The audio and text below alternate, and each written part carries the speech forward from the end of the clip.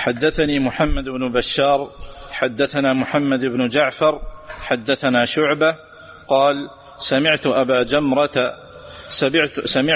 جمرة قال حدثني زهدم بن مضرب قال سمعت عمران بن حسين رضي الله عنهما عن النبي صلى الله عليه وسلم قال خيركم قرني ثم الذين يلونهم.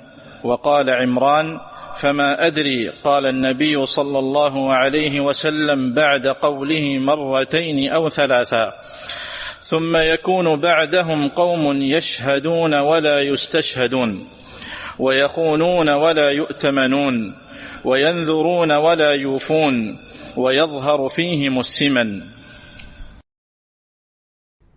یہ ایک اور حدیث امام بخاری اپنی صحیح میں لے کر آئے ہیں، اور اس حدیث کو بیان کرنے سے پہلے امام بخاری ایک دفعہ پھر سند بیان کر رہے ہیں، بتانا چاہ رہے ہیں کہ میں نے یہ حدیث کیسے حاصل کی ہے، مجھ تک کیسے پہنچی ہے. کہتے ہیں میں نے یہ حدیث لی ہے اپنے استاد محمد بن بشار سے، جو بندار کے لقب سے مشہور و معروف تھے. قال حدثنا محمد بن جعفر، اور وہ کہتے ہیں ہمیں حدیث بیان کی ہے محمد بن جعفر نے، جن کا لقب غندر تھا. غندر بھی کہہ سکتے ہیں، غندر بھی کہہ سکتے ہیں، دال کے اوپر ضمہ بھی پڑھ سکتے ہیں، فتح بھی پڑھ سکتے ہیں. قال حدثنا شعبہ، اور وہ کہتے ہیں ہمیں حدیث بیان کی ہے شعبہ بن حجاج الواسطی نے، جن کو امیر المؤمنین فی الحدیث کہا جاتا ہے. حدیث کے میدان میں بہت بڑا نام ہے شعبہ کا. قال سمعت ابا جمرہ، وہ کہتے ہیں کہ میں نے یہ حدیث سنی ہے ابو جمرہ سے. ابو جمرہ کون ہے؟ نصر بن عمران الضبعی. نصر بن عمران الضبعی. قال حدثنی زہدم بن مضرب، اور وہ کہتے ہیں کہ مجھے حدیث بیان کی زہدم بن مضرب نے، اور وہ کہتے ہیں میں نے حدیث سنی عمران بن حسین رضی اللہ تعالی عنہما سے، اور وہ کہتے ہیں کہ نبی علیہ الصلوۃ والسلام سے روایت ہے. دیکھیے گا کتنے راوی ہوئے، 1 2 3 4 5 6 راوی ہو گئے. تو یہ سداسی سند ہوئی. امام بخاری کو یہ حدیث نبی علیہ الصلوۃ والسلام سے لینے کے لیے 6 راویوں کا واسطہ اختیار کرنا پڑا ہے. اور کل تذکرہ تفصیل کے ساتھ ہو چکا ہے کہ بخاری شریف میں سب سے اعلی حدیث کون سی ہوتی ہے؟ جو 3 واسطوں والی ہو، 3 راویوں والی ہو، ثلاثی، جس میں نبی علیہ الصلوۃ والسلام کے درمیان اور امام بخاری کے درمیان کتنے راوی ہوں؟ صرف 3 راوی. اور ایسی حدیثیں بخاری شریف میں کتنی ہیں؟ 22. چلے جی. تو عمران بن حسین روایت کر رہے ہیں نبی علیہ الصلوۃ والسلام سے کہ آپ نے فرمایا خیرکم قرنی، تم میں سے سب سے بہتر وہ لوگ ہیں قرنی جو میرے زمانے کے ہیں. اور وہ کون ہے جی؟ صحابہ کرام رضوان اللہ علیہم اجمعین. ان کے بارے میں آپ کہہ رہے ہیں کہ یہ سب سے بہتر لوگ ہیں. تو ہمارے بچوں کے ہیرو کون ہونے چاہیے؟ لیکن اپنے بچے سے کبھی آپ نے انٹرویو لیا ہے کہ اس کا ہیرو کون ہے؟ آپ کے بچوں کے ہیرو وہ نہیں رہے جو آپ کے ہیرو ہوا کرتے تھے، کیونکہ آپ نے اپنے بچے کو جس سکول میں بھیجا ہے اس سکول میں جا کر ہیرو تبدیل ہو چکے ہیں. اب ہیرو بن چکے ہیں فلموں کے اداکار، میچ کھیلنے والے کھلاڑی، یہ اب آپ کے بچوں کے ہیرو ہیں.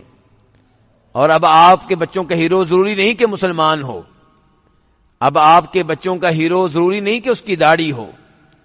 اب آپ کے بچوں کا ہیرو وہ ہے جس کو شاید یہ بھی معلوم نہ ہو کہ مکہ کدھر ہے، جس کو یہ بھی معلوم نہ ہو کہ مسجد کدھر ہے. تو یہ ذرا احادیث ان سے عبرت حاصل کیجئے اور اپنے بچوں کو بتائیے کہ ان کے ہیرو کون ہیں. لیکن اس سے پہلے خود آپ کو کوئی ایسی کتاب معلوم ہے جو آپ اپنے بچے کو پیش کر سکیں اور کہہ سکیں کہ ہمارے ہیرو یہ لوگ ہیں، ان کو پڑھیں. جی، صحابہ کرام کے بارے میں کوئی کتاب آپ کو معلوم ہو اردو میں؟ حیات صحابہ کے درخشاں پہلو، رائٹر کا کیا نام ہے؟ محمود احمد غضنفر. جی ہاں جی، یہ ترجمہ کرنے والے ہیں، جی بالکل صحیح بات ہے آپ کی. کتاب کے مؤلف بنیادی طور پہ عربی ہیں، یہ کتاب عربی میں ہے، اس کا اردو میں ترجمہ کیا گیا ہے اور ترجمہ کرنے والے محمود امن غضنفر ہیں. حیات صحابہ کے درخشاں پہلو یہ اپنے بچے کو پڑھنے کے لیے دیجئے، اور اس سے پہلے کون پڑھے گا؟ خود آپ پڑھیں گے. اچھا، صحابہ کرام تو بعد میں ہیں، ان سے پہلے مرتبہ ہے نبی علیہ الصلوۃ والسلام کا. تو نبی علیہ الصلوۃ والسلام کے بارے میں جو کتاب پڑھنے کے لیے آپ اپنے بچے کو دیں گے اس کا نام کیا ہے؟ الرحیق المختوم. عربی میں بھی موجود ہے، اردو میں بھی موجود ہے، انگلش میں بھی موجود ہے. ٹھیک ہے، لیکن مسئلہ یہ آپ کا بچہ کہتا ہے ابا جی مجھے تو اردو پڑھنا نہیں آتی، آپ نے مجھے جس اسکول میں بھیجا وہاں سے تو میں نے انگلش سیکھی ہے، مجھے تو نہیں آتی اب اردو. تو اب آپ اسے کون سی کتاب دیں گے؟ رحیق المختوم انگلش میں بھی موجود ہے، لیکن ایک اور کتاب بتانا چاہوں گا، وہ اردو میں بھی موجود ہے، بنیادی طور پہ وہ بھی عربی میں لکھی گئی ہے اور کئی احباب کو بتا چکا ہوں. امید ہے کہ انشاءاللہ آپ توجہ دیں گے اور لیں گے اور پڑھیں گے، اور پڑھنے کے لیے بچوں کو بھی دیں گے انشاءاللہ. کیا نام ہے اس کا؟ سیرت نبوی. رائٹر کا نام ہے ڈاکٹر مہدی رزق اللہ. کیا نام ہے؟ ڈاکٹر مہدی رزق اللہ. سوڈان کے یہ عالم دین ہیں، سعودیہ میں یہ پڑھاتے ہیں. انہوں نے کتاب لکھی تو اس کتاب کی بنیاد پہ ان کو بھی انعام ملا تھا، کنگ فیصل ایوارڈ ملا تھا. تو ڈاکٹر مہدی رزق اللہ، یہ کتاب آپ دیجئے. آپ کے بچے کو ایسی کتابوں کی بہت ضرورت ہے، کیونکہ جس سکول میں، جس یونیورسٹی میں آپ کا بچہ جا رہا ہے وہاں صبح و شام نبی علیہ الصلوۃ والسلام کے خلاف باتیں ہوتی ہیں، دین کے خلاف باتیں ہوتی ہیں. وہاں پہ یہ کہا جاتا ہے کہ دوسری شادی کرنا عورت کے اوپر ظلم ہے. دوسری شادی کیا ہے؟ دوسری شادی کرنا کیا عورت کے اوپر کیا ہے؟ ظلم ہے. اور بعد میں آپ کے بچے کو پتا چلتا ہے کہ جن کو ہم نبی مانتے ہیں انہوں نے 11 شادیاں کی تھیں. تو بچہ اس کے ذہن میں آتا ہے، وہ کہتا نہیں ہے، اس کے ذہن میں پھر آتا ہے نعوذ باللہ نعوذ باللہ کہ ان سے بڑا ظالم کون ہوگا. کیوں جی؟ آپ کا بچہ ایسے معاشرے میں رہ رہا ہے نا جہاں یہ سمجھا جاتا ہے دوسری شادی کیا ہے؟ ظلم ہے. اسکول والے پیغام بار بار دیں گے، آگے ان کو کچھ کہنے کی ضرورت نہیں ہے، اتنا کافی ہے. ایسے ہی دیگر امور، مثال کے طور پہ چور کا ہاتھ کاٹنا، اس کے بارے میں کہا جائے گا کہ یہ کیا ہے جی؟ یہ ظلم ہے. پھر آپ کا بچہ جو ہے اس کو پتا چلے گا یہ تو قرآن میں آیا ہے، تو قرآن کے بارے میں اس کی سوچ کیا بنے گی، نبی علیہ السلام کے بارے میں اس کی سوچ کیا بنے گی. تو ان حالات میں آپ کے بچے کو آپ کی طرف سے بہت زیادہ توجہ کی ضرورت ہے. آپ اس کو درہم تو دے رہے ہیں، ڈالر تو دے رہے ہیں، لیکن آپ اس کی تربیت نہیں کر پا رہے. اور جس سکول میں آپ نے بھیجا ہے وہاں تربیت کیا ہوگی؟ وہاں تو اسے خراب کیا جا رہا ہے. جس سکول میں آپ نے بھیجا تھا اس سکول میں بھیجنے کے ساتھ ساتھ آپ کی ذمہ داریوں میں اضافہ ہو گیا تھا. پہلے بچے کو تربیت کے لیے آپ آدھا گھنٹہ دے رہے تھے، کافی تھا. اب جس سکول میں آپ نے بھیجا ہے جہاں پہ وہ 8 گھنٹے گزارتا ہے، 6 گھنٹے گزارتا ہے، اس سکول کے مقابلے میں اس کو آپ کی طرف سے 6 گھنٹوں کی ضرورت ہے، لیکن آپ نہیں دے رہے، آپ کی توجہ اس جانب نہیں ہے. تو اس لیے یہ کتب جو بتائی ہیں یہ لیں، خود بھی پڑھیں اور ان بچوں کو بھی پڑھنے کے لیے دیں. تو یہاں پہ آپ نے کہا کہ تم میں سے سب سے افضل کون لوگ ہیں کرنی میرے زمانے کے؟ ابو بکر صدیق، عمر فاروق، عثمان، علی، عشرہ مبشرہ، بدری، بیعت رضوان میں شریک ہونے والے، یہ ہمارے ہیرو ہیں، یہ سب سے بہتر لوگ ہیں رضی اللہ تعالی عنہم. ثم الذین یلونہم، پھر وہ لوگ جو ان کے بعد آئیں گے. دوسرے نمبر پہ اچھے لوگ وہ ہیں جو ان کے بعد آئیں گے. وہ کون ہوئے؟ تابعین. وقال عمران، عمران کہتے ہیں، یہ کون سے عمران ہے جی؟ عمران بن حسین. وہ کہتے ہیں فما ادری، مجھے نہیں پتا کہ قال النبی صلی اللہ علیہ وسلم بعد قوله مرتين او ثلاثه، کہ جب پہلی بار آپ نے کہا تھا کہ سب سے افضل لوگ وہ ہیں جو میرے زمانے کے ہیں، اس کے بعد آپ نے کہا 2 مرتبہ کہا یا 3 مرتبہ کہا پھر وہ لوگ اچھے ہیں جو ان کے بعد آئیں گے، پھر وہ لوگ ہیں جو ان کے ان کے بعد آئیں گے. یہ لفظ جو آپ نے کہا پھر وہ لوگ جو ان کے بعد آئیں گے، یہ آپ نے 2 مرتبہ کہا یا 3 مرتبہ کہا، مجھے یاد نہیں رہا. کون کہہ رہے ہیں؟ عمران بن حسین. لیکن عام طور پہ روایات میں یہ لفظ کتنی دفعہ آیا ہے؟ 2 مرتبہ. ایک دفعہ خیرکم کرنی، تم میں سے افضل لوگ وہ ہیں جو میرے زمانے کے ہیں.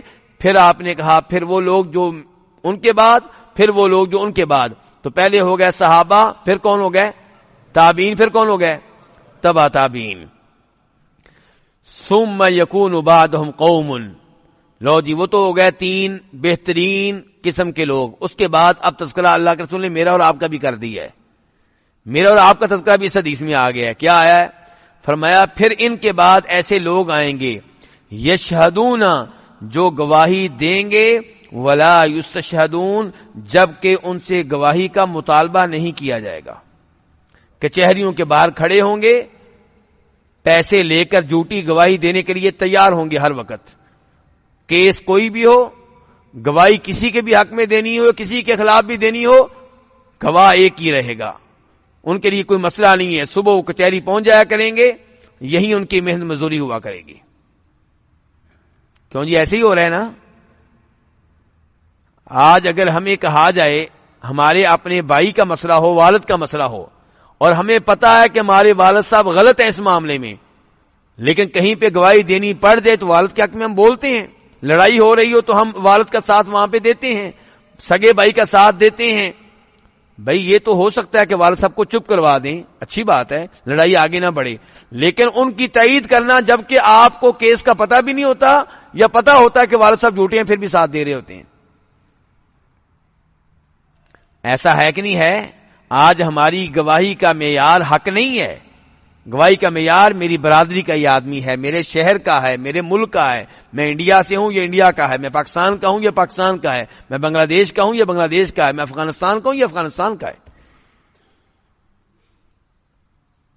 تو یہ تذکرہ ہو رہا ہے ان لوگوں کا جو بعد میں آئیں گے. فرمایا پھر ان کے بعد ایسے لوگ آئیں گے یشہدون، جو گواہی دیں گے، ولا یستشہدون، جب کہ ان سے گواہی طلب نہیں کی جائے گی، گواہی کا ان سے مطالبہ نہیں کیا جائے گا. ویخونون، اور خیانت کریں گے، ولا یؤتمنون، ان پہ اعتماد نہیں کیا جائے گا، کوئی انہیں امانت دار نہیں سمجھے گا، کوئی ان پہ یقین نہیں کرے گا امانت کے لحاظ سے، دیانت کے لحاظ سے. یہ بھی ہمارا بہت بڑا مسئلہ ہے. آج قرض دینے والا قرض دینا چاہتا ہے لیکن ڈرتا ہے کس سے؟ کہ قرض واپس نہیں ملے گا. آج ایک آدمی اپنے مکان کے اوپر والے حصے میں کسی کو کرائے پہ بٹھانا چاہتا ہے لیکن ڈرتا ہے کہ کہیں قبضہ نہ کر لے. آج ایک مسلمان دبئی میں بیٹھا ہوا ہے، فیملی بھی ادھر ہے، مکان اس کا پاکستان انڈیا میں خالی ہے، کرائے پہ دینا چاہتا ہے لیکن ڈرتا ہے کہ 10 سال کے بعد جب واپس جاؤں گا تو وہ مالک بن کر بیٹھا ہوگا، حالانکہ یہ مکان اس کے پاس امانت تھا. تو آپ بتا رہے ہیں یخونون، خیانت کریں گے اور امانت کا مظاہرہ نہیں کریں گے. آپ میں سے بہت سے احباب یہاں پہ ملازمت کر رہے ہوں گے، جاب کر رہے ہوں گے. آپ جس ہوٹل میں کام کرتے ہیں، جس شاپ میں کام کرتے ہیں، وہاں پہ امانت داری سے کام کرنا. یہ نہیں کہ مالک موجود ہے تو آپ متحرک ہیں، کسٹمر سے آپ کا سلوک اچھا ہے، مالک نہیں ہے تو آپ کو کوئی پرواہ نہیں ہے. تو یہ امانت میں کیا ہو جائے گی؟ خیانت ہو جائے گی.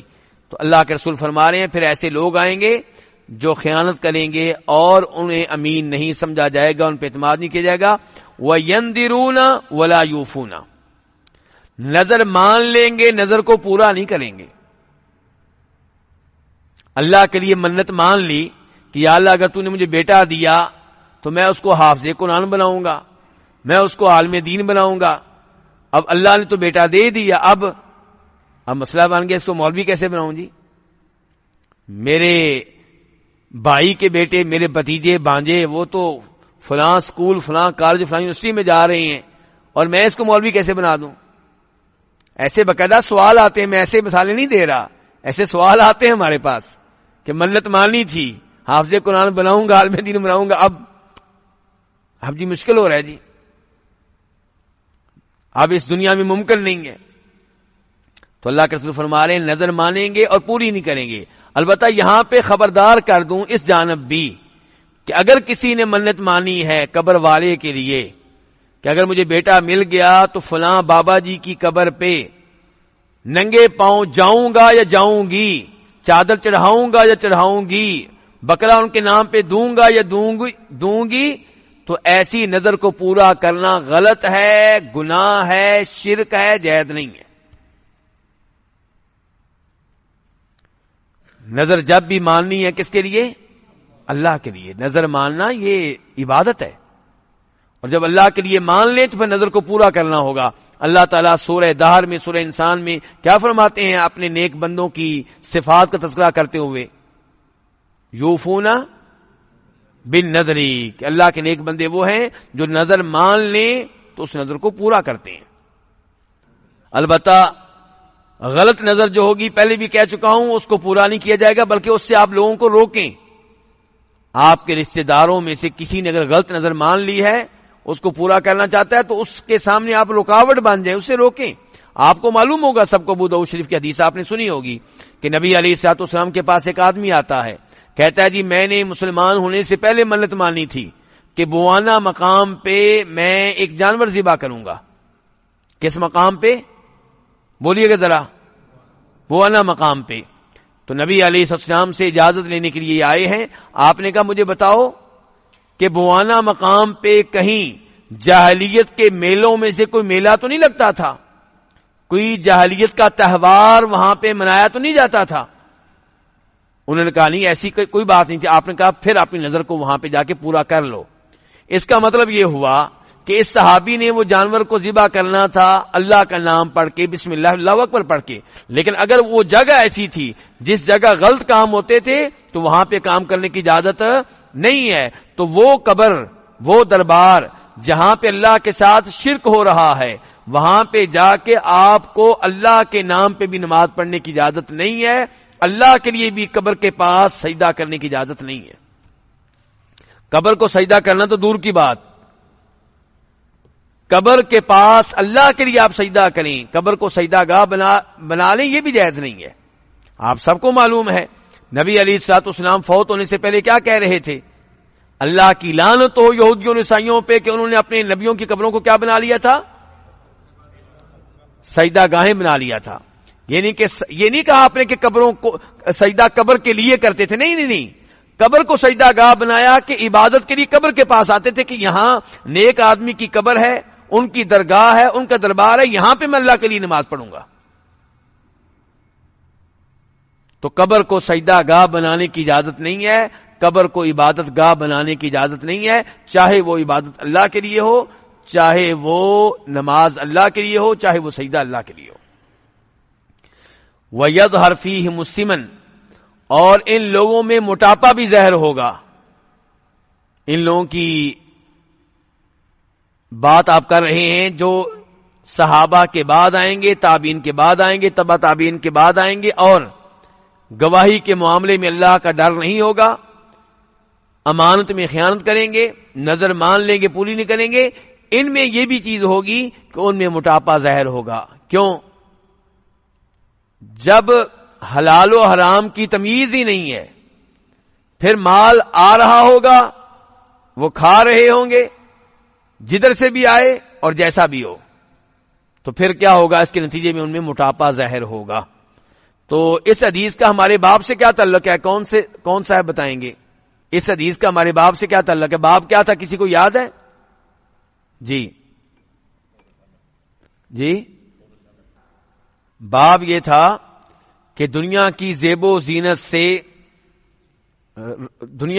زینت کو اختیار کرنے سے خبردار کیا گیا کہ دھیان سے، اور دنیا کی چمک دمک سے بھی خبردار کیا گیا کہ دھیان سے. تو اس حدیث میں بھی بتایا گیا ہے کہ یہ لوگ جو ہوں گے، ان میں یہ جو برے کام پائے جا رہے ہیں، کس کی وجہ سے ہے؟ یہ دنیا کو اور مال کو دین پہ ترجیح دینے کی وجہ سے. اگر یہ دین کو ترجیح دینے والے ہوتے تو امانت میں خیانت نہ کرتے. اگر یہ دین کو دنیا پہ ترجیح دینے والے ہوتے تو جھوٹی گواہیاں نہ دیتے. چلیں جی پڑھیں. حدثنا عبدان عن أبي حمزة عن الأعمش عن إبراهيم عن عبيدة عن عبد الله رضي الله عنه عن النبي صلى الله عليه وسلم قال خير الناس قرني ثم الذين يلونهم ثم الذين يلونهم ثم يجيء من بعدهم قوم تسبق شهاداتهم أيمانهم وأيمانهم شهاداتهم. جی امام بخاری ایک اور حدیث لے کر آئے ہیں اور یہ تقریباً اسی معنی میں ہے جس معنی میں پہلی حدیث ہے. تو یہاں پہ امام بخاری حدیث روایت کر رہے ہیں ابدان سے، اور یہ ابدان جو ہے یہ نام نہیں ہے، یہ راوی کا لقب ہے. یہ راوی کا کیا ہے؟ لقب ہے. نام کیا ہے؟ عبداللہ بن عثمان بن جبلہ المروزی. عبداللہ بن عثمان بن جبلہ المروزی. اور یہ ابدان جو ہیں یہ کس سے حدیث روایت کرتے ہیں؟ ابو حمزہ سے. ابو حمزہ کون ہے؟ محمد بن میمون السکری. اور وہ کس سے حدیث روایت کر رہے ہیں؟ آمش سے. آمش کون ہے؟ سلیمان بن مہران الکوفی. اور وہ کس سے حدیث لے رہے ہیں؟ ابراہیم بن یزید النخعی سے. اور وہ کس سے حدیث لے رہے ہیں؟ عبیدہ بن عمر السلمانی سے. عبیدہ بن عمر السلمانی کس سے لے رہے ہیں؟ عبداللہ سے. اور اوپر کون سے صحابی حدیث روایت کر رہے تھے؟ عمران بن حسین. جیسی حدیث اوپر کی ہے ویسی نیچے والی ہے، لیکن صحابی تبدیل ہو چکے ہیں، جس کی وجہ سے حدیث پہ یقین ہمارا بڑھ جائے گا کہ ایک صحابی نے حدیث نہیں سنی، دو صحابیوں نے سنی ہے. اور پھر جو پہلی حدیث میں شک و شبہ تھا، کس کو؟ عمران بن حسین کو. کیا شک و شبہ تھا؟ کسی کو یاد ہے کہ اللہ کے رسول نے 2 دفعہ کہا تھا یا 3 دفعہ؟ اس شک و شبہ کا ازالہ بھی اس حدیث سے ہو جائے گا. یاد رکھیے گا، آپ ماشاءاللہ صحیح بخاری پڑھ رہے ہیں، بڑی عظیم کتاب پڑھ رہے ہیں. یہ کتاب پڑھتے ہوئے کئی دفعہ پڑھنے والا محسوس کرتا ہے کہ امام بخاری ایک حدیث کو بار بار لا رہے ہیں. یاد رکھیے گا، امام بخاری جب بھی ایسا کریں گے اس میں کوئی بڑا نقطہ ہوگا، کوئی بڑی اہم بات ہوگی.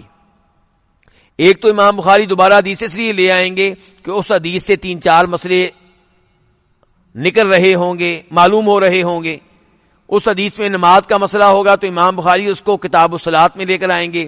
اسی حدیث میں زکوٰۃ کا مسئلہ ہوگا تو امام بخاری اس کو کتاب الزکوٰۃ میں بھی لے آئیں گے. اسی حدیث میں حج کا مسئلہ بھی ہے تو اس کو کتاب الحج میں بھی لے آئیں گے. سمجھ رہے ہیں نا؟ لیکن صرف یہ نہیں ہوگا. امام بخاری عام طور پہ جب بھی حدیث دوبارہ لائیں گے اس میں کوئی اضافی فائدہ ہوگا، یا سند تبدیل ہوگی. کیا تبدیل ہوگا؟ سند تبدیل ہونے سے کیا فائدہ ہوگا؟ حدیث کے اوپر ہمارا یقین مزید بڑھ جائے گا کہ پہلی سند سے بھی حدیث آئی ہے، دوسری سند سے بھی آ گئی ہے. اور یا نبی علیہ السلام کے جو الفاظ ہوں گے ان میں کوئی ایسا فائدہ ہوگا جس کی وجہ سے امام بخاری اس حدیث کو دوبارہ لے کر آئے ہوں گے. اور یہاں پہ آپ دیکھیے صحابی بھی تبدیل ہو گئے، سند تبدیل ہو گئی نا، تو حدیث پہ ہمارا یقین بڑھ گیا.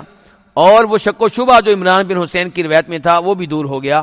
تو یہاں پہ یہ ہے کہ نبی علیہ السلام نے فرمایا، عبداللہ کہہ رہے ہیں، عبداللہ بن مسعود، کہ خیر الناس قرنی، سب سے بہتر لوگ وہ ہیں جو میرے زمانے کے ہیں. ثم الذین یلونہم، پھر وہ لوگ جو ان کے بعد آئیں گے، پھر وہ لوگ جو ان کے بعد آئیں گے. ہاں جی، یہاں پہ شک و شبہ نہیں ہے نا. ثم یجیء من بعدہم قوم، پھر ان کے بعد ایک ایسی قوم آئے گی، تسبق شہادتہم ایمانہم، جن کی گواہی ان کی قسموں سے آگے نکل رہی ہوگی، اور ان کی قسمیں ان کی گواہی سے آگے نکل رہی ہوں گی. اس کا کیا مطلب ہے؟ یعنی کہ جب جھوٹ بولنا ہے تو ان کو کیا پرواہ کہ آپ قسم پہلے لیتے ہیں کہ بعد میں لیتے ہیں. آپ ان کو کہیں گے گواہی دو، وہ پہلے قسم اٹھا رہے ہوں گے. کوئی اللہ کا ڈر ہی نہیں. پیسہ ملنا ہے تو اس لیے دنیا کو ترجیح دیتے ہوئے، مال کو ترجیح دیتے ہوئے جھوٹی قسمیں اٹھانے کے لیے تیار، جھوٹی گواہیاں دینے کے لیے تیار. آپ پہلے گواہی لے لیں بعد میں قسم لے لیں، یا پہلے قسم لے لیں بعد میں گواہی لے لیں، ان کو کوئی فرق نہیں پڑے گا اس چیز سے. اللہ رب العزت ہمیں صرف نماز کے لحاظ سے مسلمان نہیں بلکہ ان امور کے لحاظ سے بھی مسلمان بننے کی توفیق دے. جی جی جی تو یہ جھوٹی گواہی دینا بہت بڑا جرم ہے. جھوٹی گواہی دینا صغیرہ گناہ ہے کہ کبیرہ؟ اللہ کے رسول نے فرمایا تھا کہ کبیرہ گناہوں میں سے بھی بڑا گناہ ہے، جھوٹی گواہی دینا بہت بڑا گناہ ہے. اور یہ آج کل ایسے فراڈ ہم ویسے کرتے ہی رہتے ہیں. جب ہم نے جاب لینی ہوتی ہے سرکاری جاب، اس کے لیے جھوٹے ڈپلومے، ایسے ہی ہے جی، جھوٹی ڈگریاں، ایسے ہی ہے نا. اور اس کے لیے ہم اسٹامپ پیپر بھی پر کرتے ہیں، اس میں ہمارا جو وہ بیان ہوتا ہے وہ قسم ہوتی ہے. وہ ایسے ہے کہ نہیں ہے؟ ہو سکتا ہے اس حدیث کو آپ سمجھیں کسی اور کے لیے، تو میں نے یہ مثالیں دے کے وعدے کر دیا، نہیں، یہ میرے اور آپ کے لیے ہے. عام طور پہ ایسی حدیث پڑھتے ہوئے ہم سمجھتے ہیں کہ شاید کسی اور کے لیے، میں تو ایسا نہیں کرتا. نہیں، یہ مثالیں جو میں نے دی ہیں ان کے اوپر غور کریں. جھوٹا ڈپلوما بنانا، جھوٹا ڈومیسائل بنانا، اس میں قسمیں دیتے ہیں. کچہریوں میں جا کے جب ہم وہ اپنی برتھ سرٹیفکیٹ تیار کرتے ہیں، اس میں بھی قسم ہوتی ہے. چلیں جی، پڑھیں جی.